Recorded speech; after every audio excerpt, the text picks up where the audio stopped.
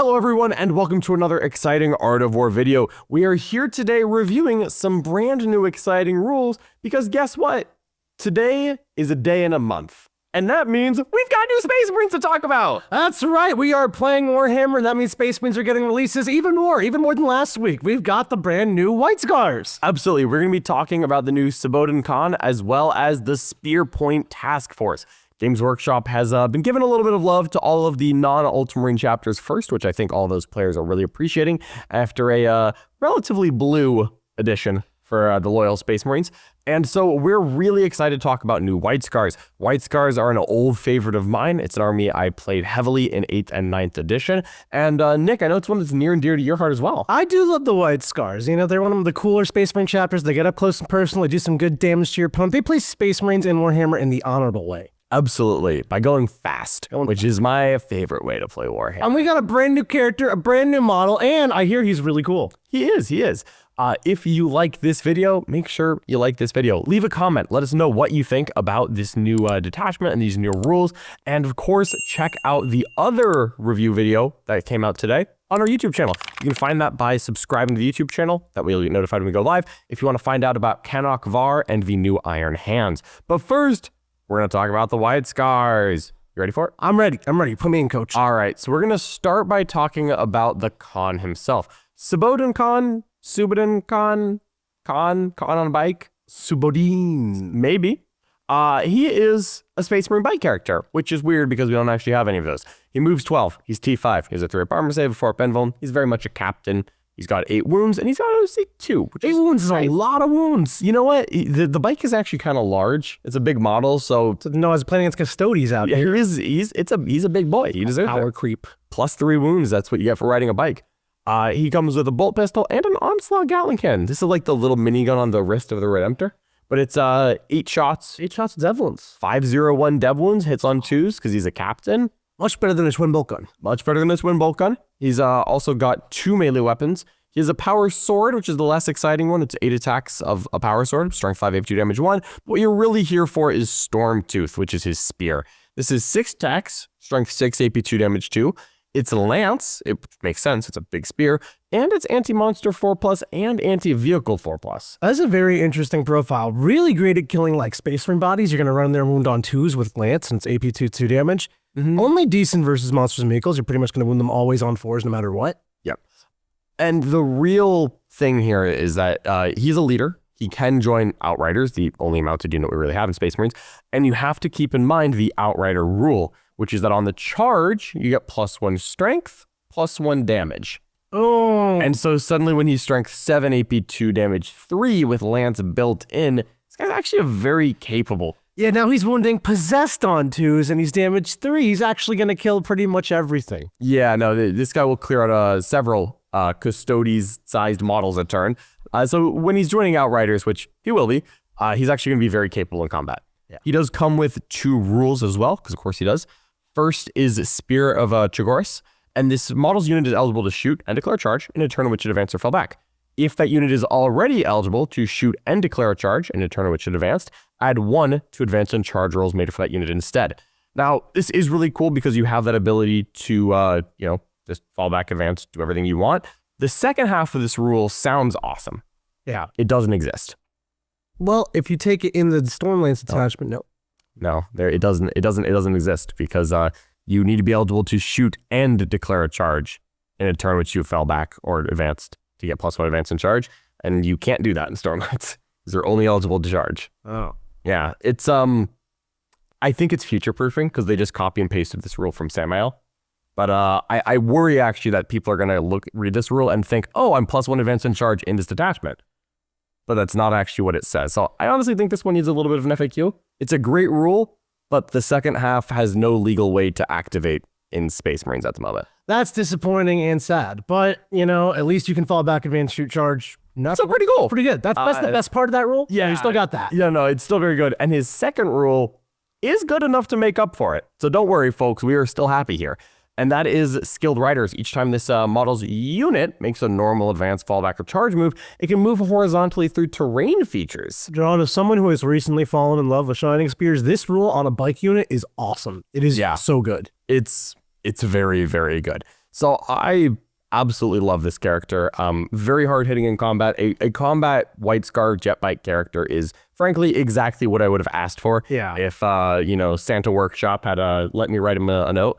But really cool. And I think he's going to do very well in the new detachment as well, because so far all of the epic heroes have had a little bit of synergy, like a little bonus rule in their detachment. And we're going to see the same thing here. Right. Do we know how much he costs? We do. He's going to be 115 points. This is cheap. Not cheap, but like honestly, For what you get. it's pretty good. He's the same cost as like most of the like foot chapter masters are going to run. He's like an Azrael cost. Yeah. And he doesn't have quite the same rules as Azrael, but he does sometimes hit harder. He is noticeably faster. That's a big one. And he does have more wounds. And Vice going through walls is a great rule. That's a great rule. And you know what? I actually think that Onslaught Gatling Cannon is going to come up just a little bit more than it looks like. Yeah, it's got Devlin slapped onto. I don't... Absolutely. It's like a bird that could like pick one wound off of a character nearby every single time. Yeah. It's like that. Now, we're going to move on to the Spearpoint Task Force. This is the new White Scars detachment. There's technically no verbiage in here that says that you have to play White Scars in this detachment. We saw that come out with the other detachment, so I think it's a safe bet to assume this one is intended for the 5th Legion. I'm pretty sure. So the detachment rule is Storm Swift Onslaught. All Adeptus Astartes units from your army are eligible to declare a charge in a turn in which they advanced or fell back. Notably, that is charge not shoot, which is why it doesn't unlock that second half of Suboden Khan's rule. Right. So that's interesting. Very much like a advance and charge, fallback charge ability. Very much like Stormlance. Yeah, this is going to be very similar to Stormlance. This is not the last time we'll be making a comparison. But there's a second rule, because all these got a second rule. Wrath of the First Khan. At the end of the fight phase, if a keyword Suboden Khan unit from your army destroyed one or more enemy units, well, that unit can make a 6-inch normal move. So fight and fade. Fight and fade. Very Fight and fade. And notably, this isn't the only fight and fade. We see it on Custodes, jet bikes as well, where it is pretty good. But remember, he can move through terrain. I was about to say that. He's going to go straight through the walls. He can go through the wall. Oh, it's so good. And so if you can end your consolidate move wholly, essentially within 6 inches of a wall, you can just whoop, real quick do a wall hop, or you can just execute a bigger move block if you really need to. I think this rule is fantastic. I'm not really sure why it's in the detachment rule. I get that Suboden Khan doesn't get this if he's in a different detachment, but I just feel like this is his rule. Yeah, no, it really does feel that way. Yeah. I definitely think it could have just been on his data sheet, but frankly, this is the only detachment we're taking him in anyways. So kind of like Ethan Sean, they have split his rules up between the detachment and the data sheet, but this is where you take him, so it works out. Next up, we do have some new enhancements. A lot of these are going to feel similar to the Stormlance one, but are notably slightly better in that they're not all mounted locked. First up, we have Spearpoint Paragon for just an Adeptus Astartes model. The bear's melee weapons get +1 strength and AP. But if you charge, you get +2 strength and AP. +2 strength, +2 AP is a great rule. +2 AP is not something you see very often. No. Let's take in a Power Fist to AP4. If you just have like a normal like captain attached to Stern Guard, AP4 punches. You don't get saves if you're a 3-up save, and 2-ups get 6-ups. Like, 2-up armor saves is basically like having an invul most of the time, but not really against AP4. Yeah, and the strength bonus is often nice as well, because a lot of Space Marine character melee caps out around strength 8. Yep. Strength 8 going to strength 10 is a really good breakpoint. I can see this on a jump pack captain, or on a foot captain, or even a Gravis captain. Just any of the captains, honestly. Maybe even a bike chaplain. Slap this on to anybody, and they're just good at combat now. Yep. Next up is Stormseer's Wisdom. Really simple. While the bear's leading a unit, you can reroll advance rolls made for that unit. Not bad. If you have points loading at the end, yeah, I'm not gonna be bad about it. Hunter's Eye. This is an old throwback, one that we used to have back in the old White Scar Codex supplement, and I was really excited about. So just one Adeptus Astartes unit. The bearer's unit gets sustained hits 1 and ignores cover at range. Really good. You love this kind of stuff. I really do. This would be great on a Hellblaster unit or on an Eradicator unit. This is even good on an Intercessor unit. 20 shots with sustained hits, ignores cover. You just buff anything with that. It's good. I mean, at that point, you might as well do 40 shots.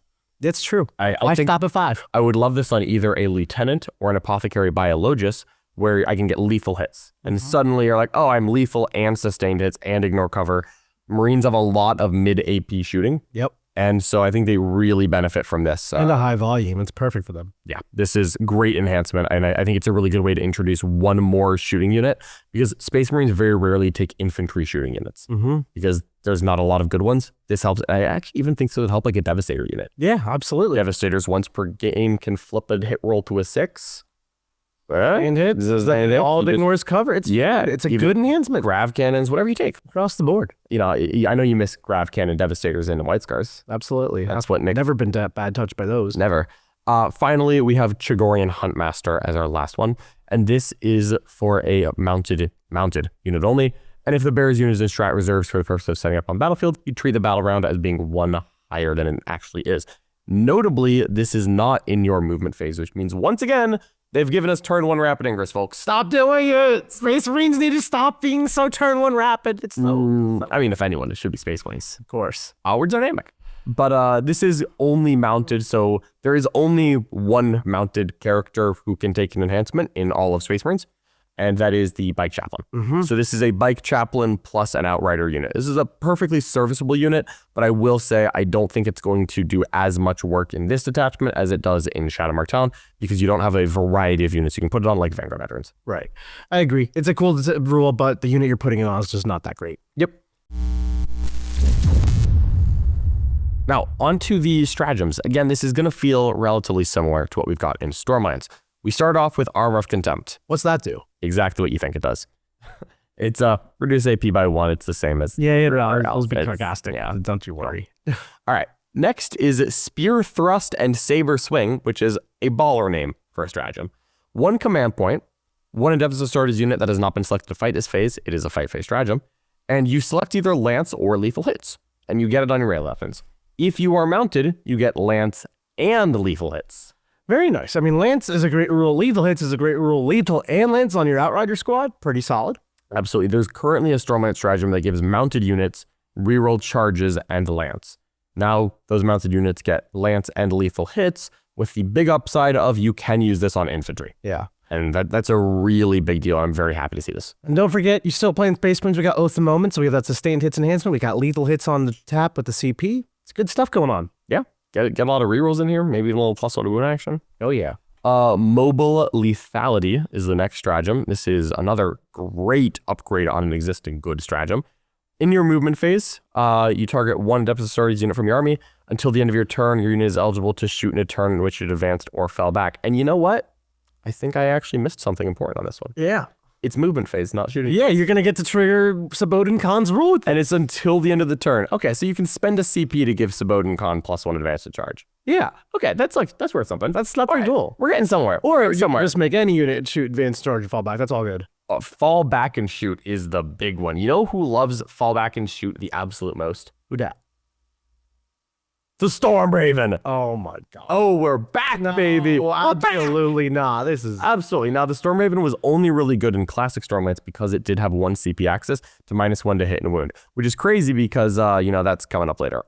But for now, we have a Hunter's Instincts, a good 1 CP stratagem in your opponent's movement phase after they end a normal advance or fallback move. And your unit can make a normal move of 6 inches if they end with a 9 of you. Reactive moves. Toss them on there. Why not? It's very good. It is for infantry and mounted. It is not for everything, right? Like the old unnerfed Stormlands was, but it is now like modern Stormlands. Still, this is great. Infantry mounted, 6-inch reactive move. 6 inches flat is so good. Much better than D6. I cannot explain how much better than D6 this 6 is. D6, 85, 90% of the time, rolls a 1. That's a 2. It's a 2 for John. Always a 2. And then you don't go anywhere and doesn't do anything. But 6 inches. 6 inches goes places. 6 is pretty good. Yeah. So I absolutely love to see this stratagem make a return. This is one of the highlights of Stormlands for me. The other highlight is evasive maneuvers. Oh, yes. What does this do? Yes, we're back. 1 CP in your opponent's shooting phase when they shoot at an Adeptus Astartes mounted or fly vehicle unit, which is Outriders or the Stormraven or your Stormspeeder Hammer Strikes, whatever. You just subtract 1 from the hit roll and the wound roll. Why do they get everything? Why? Armor of Contempt reactive -1 to hit and wound. No defensive stretch here. Hey, this is like Stormlands was like not even a good Space Marine test. No. Remember? Didn't you read the internet, Nick? Stormlands was bad. Yeah. Stormlands was terrible. You play Ultramarine Gladius. Nothing else matters. That's true. But this is an absolutely fantastic stratagem, and will close out the detachment with 1 CP, withdraw, and regroup. At the end of your opponent's fight phase, you pick 1 mounted or fly vehicle that is not within engagement range of the enemy, and you put in reserves. What an amazing detachment. 6 banger stratagems, an awesome role, and now a badass character to go along with it. Yeah, and you also have genuinely several good enhancements. Yeah, absolutely. This is great. This is everything you could have wanted. Yeah, if you compare this to modern Stormlance, you're looking at the enhancements are flat upgrades. Stormlance is traditionally run with 0 enhancements because all of the relevant ones were mounted only, and the mounted choices in Space Marines are The Bike Chaplain. The Bike Chaplain and bikes. Those are the only units that exist. So you just didn't take them. You have 2 enhancements that I would genuinely make effort to put into a list now. So that's an upgrade. The Army Rule is the same with a Suboden Khan benefit, and 3 of our stratagems have changed. 2 of them got flat upgrades. I lose assault units get sustained hits for a CP, and I gain fall back and shoot. Yeah, much better. I lose mounted get lance, and I gain everyone gets lance.